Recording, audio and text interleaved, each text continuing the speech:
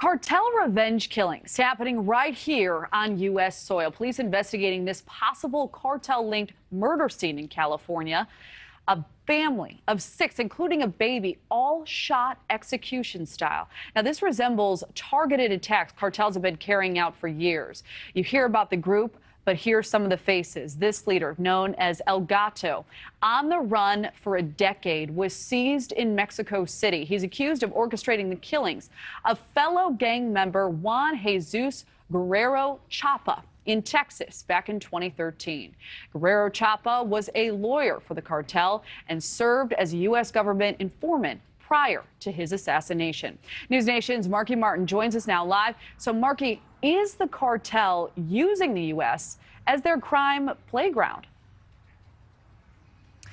Yeah, potentially. You know, it certainly feels that way, particularly in border states. And Kelly, what's also interesting is that to date, there is no real data that tracks what that spillover crime really looks like, at least when it comes to cartel killings here in America. But take this California massacre. That sheriff's office telling NewsNation today there are sadly, no new updates in the case, but they're still not ruling out that it could be at the hands of a cartel. So no new updates there. But tonight, other updates in other notorious cases.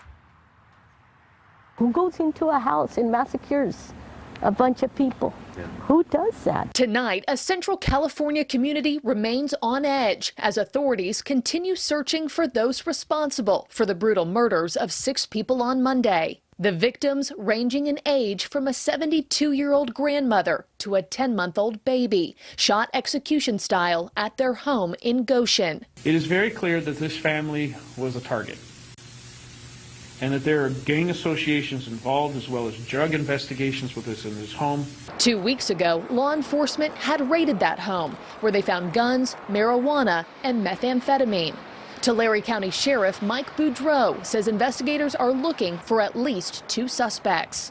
I have also been quoted as saying this was a cartel-like execution. Make no mistake, I'm not saying that this is a cartel, but also be clear that I am not eliminating that possibility. If the gruesome killings are at the hands of a cartel, they underscore cartel's growing influence here in the U.S.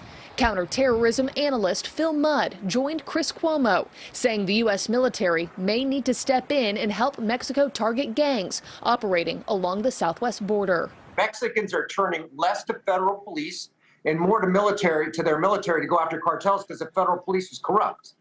If you want the Americans to help, then you're going to have to ask the American military to get more involved in Mexico. This month, the Mexican Attorney General's office announcing the arrest of a cartel member nicknamed El Gato, who's been wanted for a decade for gunning down a man in South Lake Town Square, just outside Dallas, in 2013.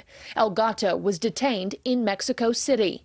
And notorious drug kingpin El Chapo sending an SOS to Mexico's president from inside a U.S. prison tonight. Joaquin Guzman, who is serving a life sentence in a maximum security prison in Colorado for a 2019 conviction of charges including drug trafficking, money laundering, and weapons-related offenses, pleading to finish his sentence in Mexico, citing alleged psychological torment he's suffering in the U.S. President Obrador says he will review it. And Kelly, in regards to the California killings, authorities there say they have gathered hundreds of pieces of evidence, and they've also gleaned helpful information. There were actually 3 survivors from that home that they have gathered information and facts about that day from. In terms of more information, we are expecting another news conference sometime next week. Kelly. All right, important updates. Marky, thank you.